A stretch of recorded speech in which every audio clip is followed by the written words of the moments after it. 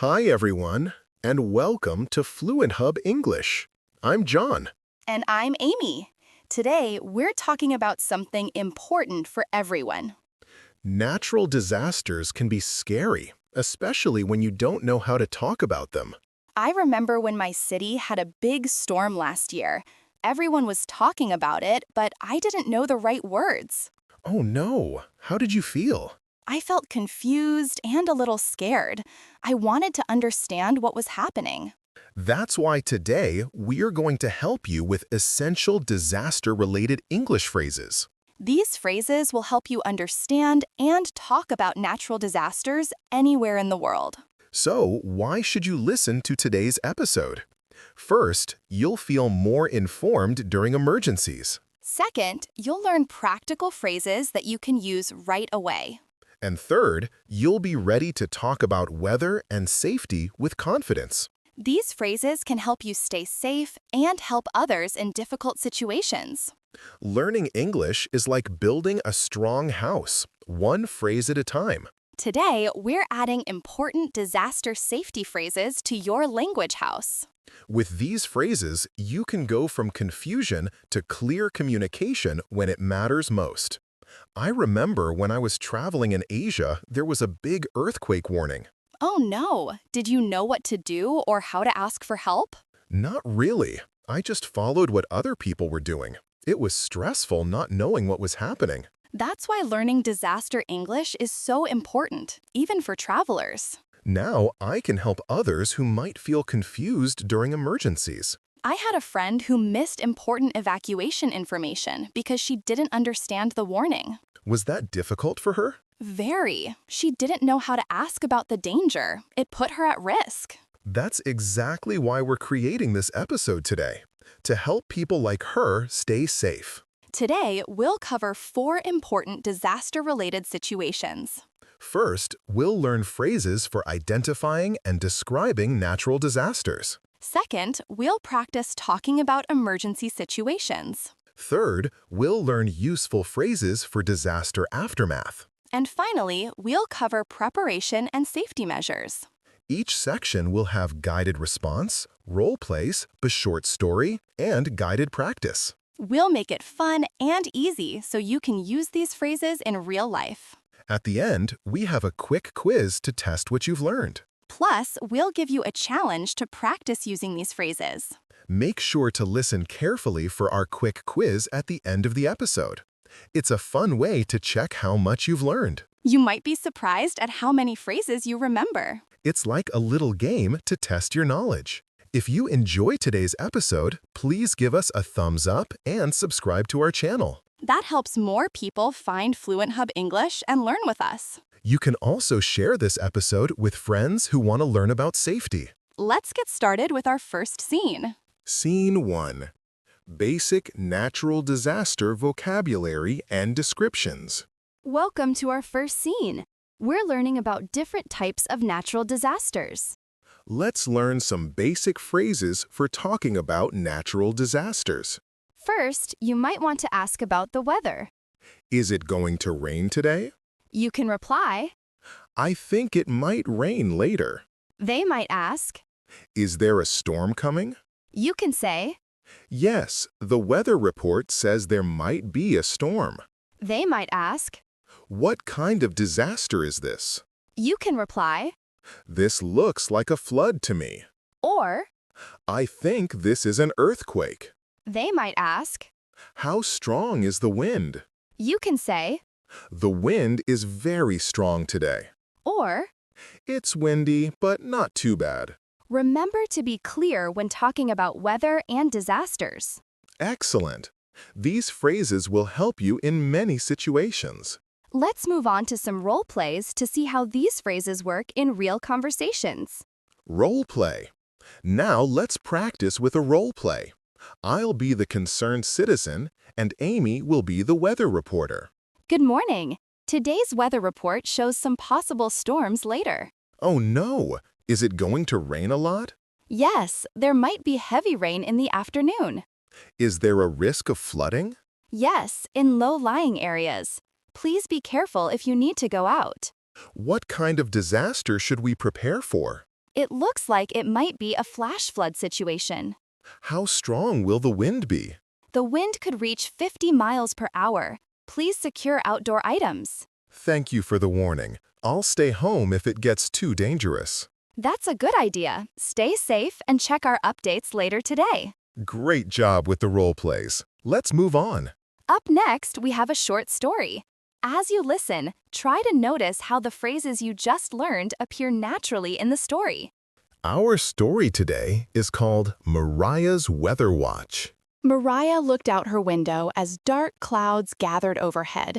The sky was turning gray, and the wind was picking up. It was her first real storm since moving to the coastal town. Is it going to rain today? Mariah asked her neighbor, Mr. Thompson, who was walking his dog. I think it might rain later, Mr. Thompson replied, looking at the sky. The weather report says there might be a storm coming tonight. Mariah felt nervous. Is there a storm coming? She asked again. Yes, a big one, Mr. Thompson said. They're calling it a tropical storm. You should prepare for strong winds and heavy rain. Mariah watched as the sky darkened even more. What kind of disaster is this? She wondered aloud. This looks like a flood to me, Mr. Thompson said, pointing to the puddles forming on the street. The drainage system isn't great in this neighborhood. Mariah looked worried. How strong is the wind going to be? She asked. The wind could reach 60 miles per hour, Mr. Thompson warned. You should bring in anything that could blow away. Mariah thanked her neighbor and went inside to prepare. She closed the windows and gathered supplies. As the storm began, she felt more knowing what to expect. John. Did you hear the phrases, "Is it going to rain today?" What kind of disaster is this? And how strong is the wind? Try to remember how they were used. Great listening. Now, let's take those same phrases and practice saying them together. It's time for some shadowing practice, where you can repeat the phrases after us. Shadowing practice. This time it's your turn. I'll say a phrase, and you repeat after me. Remember to copy my pronunciation and intonation. Try saying it out loud yourself, pausing after you hear each phrase. Is it going to rain today? I think it might rain later. Is there a storm coming? Yes, the weather report says there might be a storm. What kind of disaster is this? This looks like a flood to me. I think this is an earthquake. How strong is the wind? The wind is very strong today. It's windy, but not too bad. Is there a risk of flooding? Yes, in low-lying areas. Please be careful. Thank you for the warning. You're welcome. Stay safe. Wonderful! You're doing great with pronunciation. Remember to say these phrases with confidence. The more you practice, the more natural they'll sound in real conversations. That's right. Don't worry about making mistakes. Everyone makes mistakes when they're learning. The important thing is to keep trying. You're doing great. Welcome to Scene 2. Today, we're talking about emergency situations and safety. These phrases are very important. They can help you stay safe during a disaster. Let's learn some basic phrases for emergency situations. First, you might need to ask for help. I need help. You can reply, I'm coming to help you. They might ask, is everyone safe? You can say, yes, everyone is okay. Or, Some people are hurt. They might ask, where is the emergency exit? You can reply, it's over there, by the stairs. They might say, evacuate the building immediately. you can say, Yes, we're leaving right now. remember to stay calm and clear during emergencies. Excellent. These phrases can be lifesavers in dangerous situations. Let's move on to some role plays to see how these phrases work in real conversations. Role play. Now, let's practice with a role play. I'll be the emergency worker, and Amy will be a resident. I need help. My neighbor is trapped in her apartment. I'm coming to help you. What happened? There's a flood in the building. Water is rising fast. Is everyone safe? Can you reach your neighbor? I'm not sure. I can hear her calling for help. Where is the emergency exit? We need to get out of here safely. It's over there, by the stairs. But the water is blocking the way. Evacuate the building immediately. We need to go to higher ground. Yes, we're leaving right now. Can you help me find a way to reach my neighbor? I'll call for help while we evacuate. The emergency services are on their way. Great job with the role plays. Let's move on. Up next, we have a short story. As you listen, try to notice how the phrases you just learned appear naturally in the story. Our story today is called The School Evacuation. The students were in class when the fire alarm suddenly rang. The loud noise startled everyone. Mrs. Johnson, their teacher, stood up immediately. I need help, shouted a student from the back of the room. I can't open the door. Mrs. Johnson rushed to help. I'm coming to help you, she said calmly. She showed the student how to unlock the emergency door.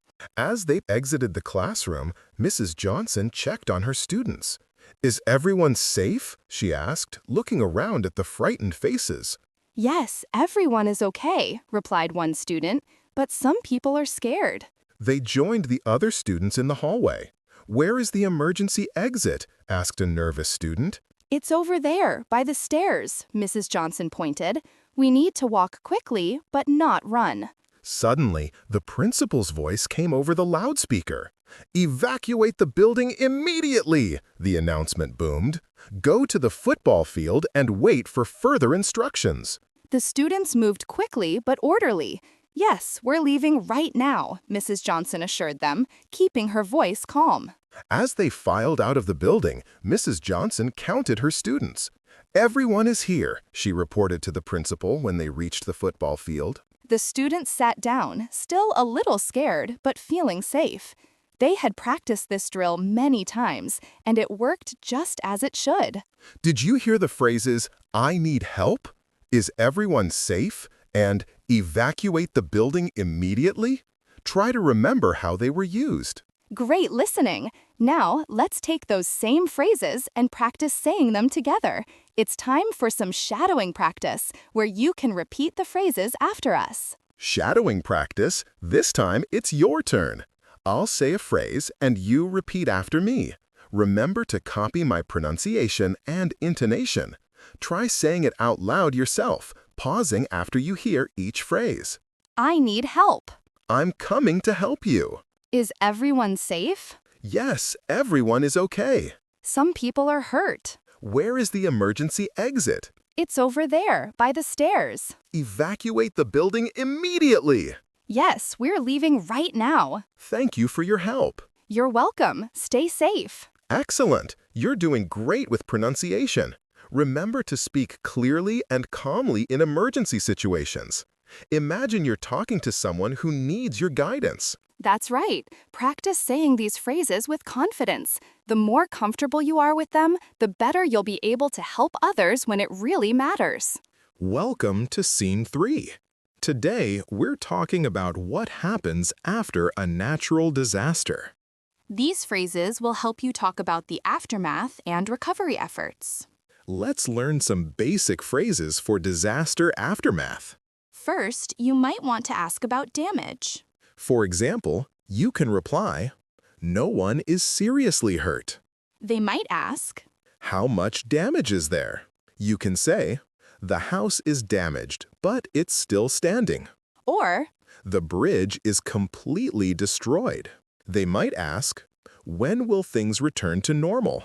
You can reply, "I don't know, maybe in a few weeks." they might say, "We need to help our neighbors." You can say, "Yes, let's start a cleanup effort." remember to be supportive when talking about recovery.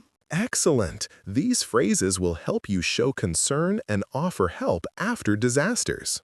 Let's move on to some role plays to see how these phrases work in real conversations. Role play. Now let's practice with a role play. I'll be the community leader and Amy will be a volunteer.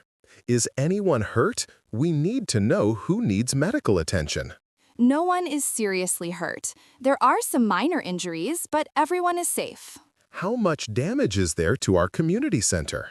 The house is damaged, but it's still standing. We can repair the roof and windows. What about the bridge? Is it still usable? The bridge is completely destroyed. We'll need to build a new one. When will things return to normal? People are asking about school and work. I don't know. Maybe in a few weeks. We need to assess all the damage first.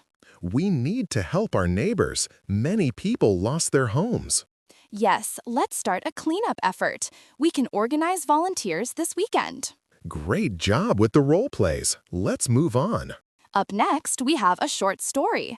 As you listen, try to notice how the phrases you just learned appear naturally in the story. Our story today is called After the Storm. The storm had passed, leaving behind a scene of destruction. Trees were down everywhere, and some houses had damaged roofs. Maria walked carefully through her neighborhood, checking on her neighbors. Is anyone hurt? Maria asked Mr. Thompson, who was examining his damaged fence. No one is seriously hurt, he replied. Just a few scrapes and bruises from falling branches. Maria continued her walk and saw the community center, which had served as an emergency shelter during the storm. How much damage is there? She wondered aloud. As she got closer, she saw that the community center had suffered significant damage. The roof was partially collapsed and windows were broken. The house is damaged, but it's still standing, she thought. Maria walked toward the park, where she saw the old wooden bridge that connected the neighborhood to the town center. The bridge is completely destroyed, she said with sadness. A neighbor approached her. When will things return to normal? The neighbor asked, looking worried. I don't know, Maria replied. Maybe in a few weeks. We need to assess all the damage first. Maria looked around at the destruction and then at her neighbors who were already starting to clean up. We need to help our neighbors, she said determinedly. Yes, let's start a cleanup effort, agreed the neighbor. We can organize volunteers this weekend. As they made plans, Maria felt hope returning. The community had faced disaster before, and they would recover again, together. Did you hear the phrases, "Is anyone hurt?" "How much damage is there?" and "We need to help our neighbors"? Try to remember how they were used. Great listening. Now, let's take those same phrases and practice saying them together. It's time for some shadowing practice, where you can repeat the phrases after us. Shadowing practice. This time it's your turn. I'll say a phrase and you repeat after me. Remember to copy my pronunciation and intonation. Try saying it out loud yourself, pausing after you hear each phrase. Is anyone hurt? No one is seriously hurt. How much damage is there? The house is damaged, but it's still standing. The bridge is completely destroyed. When will things return to normal? I don't know. Maybe in a few weeks. We need to help our neighbors. Yes, let's start a cleanup effort. Thank you for your support. You're welcome. We're in this together. Wonderful. You're doing great with pronunciation. Remember to speak with kindness and concern when using these phrases. Imagine you're talking to someone who has just experienced a difficult situation. That's right. Your tone of voice is just as important as the words you use. Try saying these phrases with a warm, supportive voice to show you really care. Welcome to Scene 4. Today, we're talking about preparing for natural disasters. These phrases will help you talk about disaster preparedness and safety measures. Let's learn some basic phrases for disaster preparation. First, you might want to ask about emergency supplies. Do you have an emergency kit? You can reply. Yes, I have a basic emergency kit. They might ask. What should be in a disaster kit? You can say. Water, food, and a first aid kit are important. Or Flashlights and batteries are also necessary. they might ask. Do you know the evacuation routes? You can reply. Yes, I have a map of the evacuation routes. They might say. We should make a family emergency plan. You can say. Yes, let's decide on a meeting place. Remember to be proactive when talking about preparation. Excellent. These phrases will help you stay safe before disaster strikes. Let's move on to some role plays to see how these phrases work in real conversations. Role play. Now let's practice with a role play. I'll be the community organizer and Amy will be a resident. Do you have an emergency kit? We're encouraging everyone to prepare.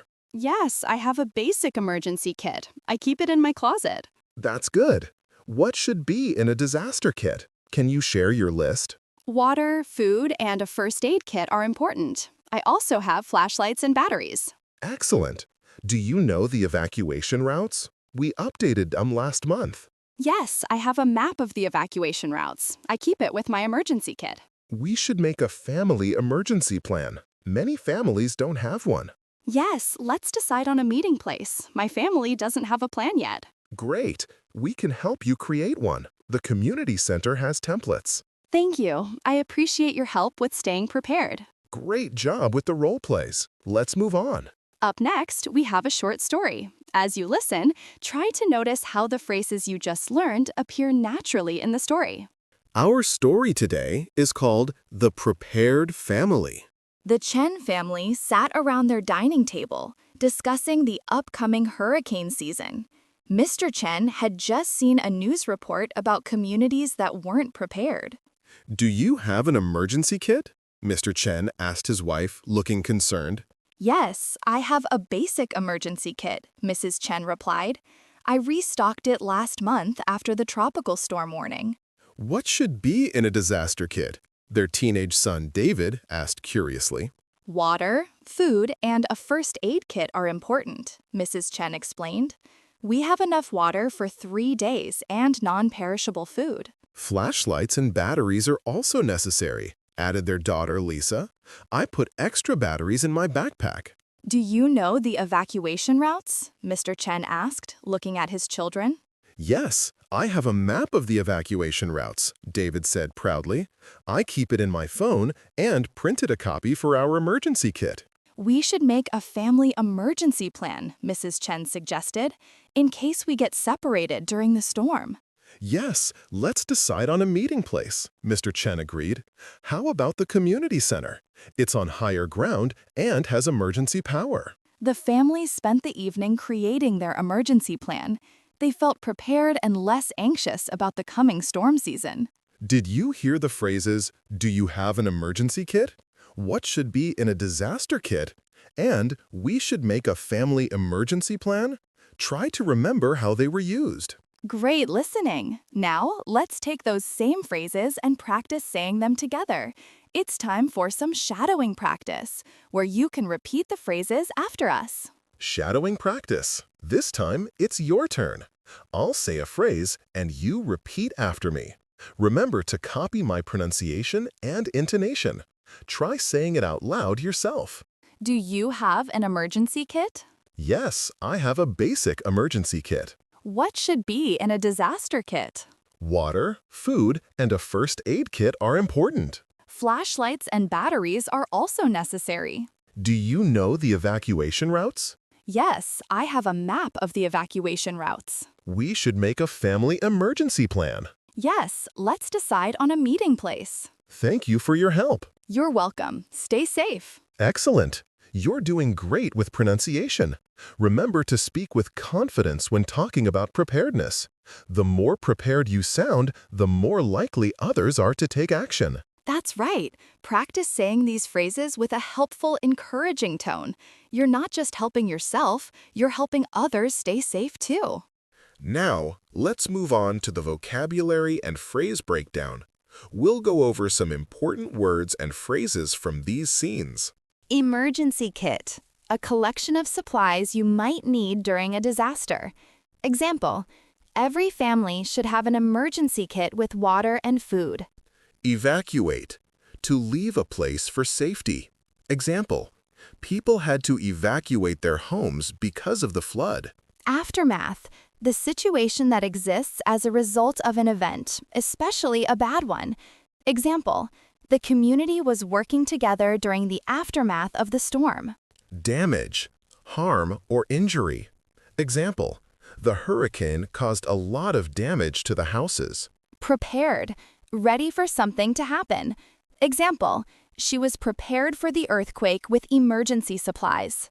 Shelter, a place to stay that protects you from bad weather or danger. Example, the school was used as a shelter during the hurricane.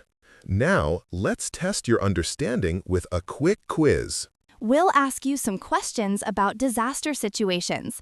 Listen carefully and choose the best answer. Check if your answer is correct with the answers given in the comments section of this video. Ready? Let's start. Question 1. What do you say if you see someone who needs help after a disaster? Options. A. I need help. B. Is anyone hurt? C. Can you help me? Question 2. What phrase would you use to ask about the safety of others? Options. A. Are you safe? B. Is everyone safe? C. We need help. Question 3. How do you ask about the condition of buildings after a storm? Options. Options. A. Is the house standing? B. How much damage is there? C. When will repair start? Question 4.